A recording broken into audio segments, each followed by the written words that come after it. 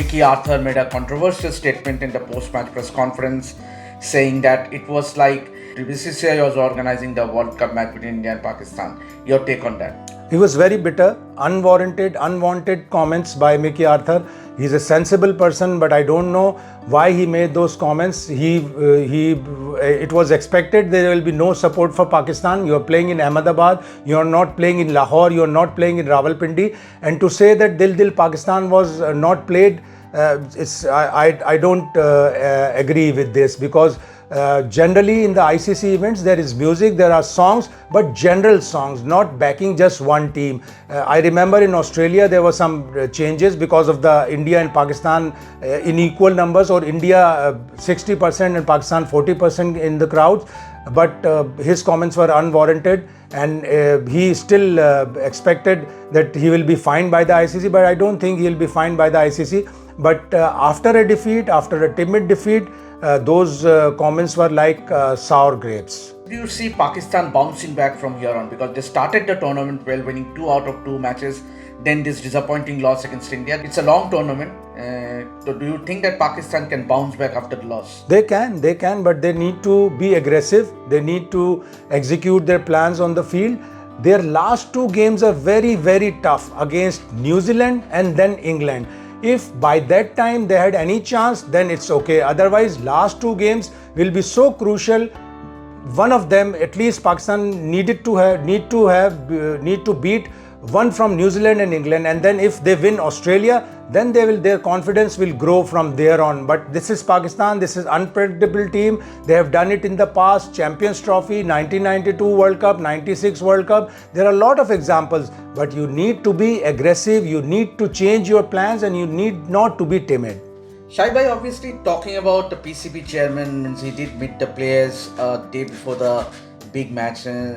Does it put more pressure on the players? Obviously, the chairman coming and meeting the players. Obviously, it's a two-way sword. Means obviously, other way of looking at it is to motivate the players, but it worked other way around for the Pakistani team. It's not good. It's not good for the players when the chairman comes, meet the players. Although he said good wishes and a lot of things, but chairman coming and meeting the players put a lot of pressure on the players. They think that chairman has a lot of expectations. ऐसा क्यों करते हो chairman लोग? Political appointment होता है, तो this is what happened. He's a political appointee, doesn't know anything about cricket. When at the launch of Asia Cup, he said Shaheen Shah Afridi is a good batter. So what do you know about cricket? Why are you here? And with what face you have come here? Because you called India enemy in one of your media talks. So and then he has such a brave heart that he wanted to speak to the media before the match. And according to my sources, BCCI barred him or forbade him not to speak to the media, because he will see ulul julul bakwas, and then the whole World Cup will be spoiled. How big a blow was it to miss the fast bowler Naseem Shah? Naseem Shah is history. So he was injured during the Asia Cup. So you need to fire with the available weapons. You need to fire with the available personnel. But Babar Azam didn't do that. He was so timid in captaincy. I remember once Javed Miandwad was a great captain. Once Pakistan was bowled out for 148 at Adelaide in a tri-series one-day match, and he fought. West Indies batting lineup was Desmond Haynes, Greenidge, Viv Richards, Gomes, Lloyd, Dujon, and then from there Miandwad fought and won by 8 runs. Even if you had scored 191, there should be a fight, but he didn't fight at all. And when Virat Kohli got out, it was 79 for 2. Even then he did not attack. When Shreyas Iyer came, we all know that he is vulnerable or bouncer, but no bouncer was bowled. There was no plan. He was just standing like this and waiting for wickets to fall. Wickets do not fall when you are standing like this. Wickets fall when you show aggression. You ask your bowlers to bowl a proper line and length. And the bowling, which was before the Asia Cup, it was a red hot bowling. Now it's gone everywhere. And with just one bowler injured, Naseem Shah, their plans, their bowling has gone haywire.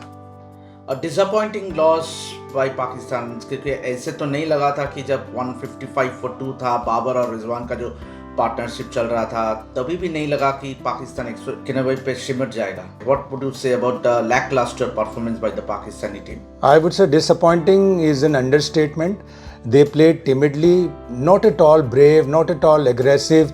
Even the partnership of 82 runs in 17.2 overs was so slow that it allowed India to stage a comeback, and that's what Hardik Pandya said in his post-match comments. So timidity has always been a course for Pakistan cricket team's batting especially, and the way Babar Azam bats, the way he lost his wicket trying to steer a straight within the stumps delivery to third man, and he lost his wicket, and from there on 155 for 2 in 29.3 overs, they lost 8 wickets of 80 balls for just 36 runs. So very disheartening, and the history never changed. 8-0 is now with India in 50 overs international cricket ODI World Cup, and this has been going on for years and years. There is a mental block. They take the pressure of 1,20,000 plus crowd, and you before the match you say a lot of things. Will not take pressure. We are not worried about non-support of Pakistan,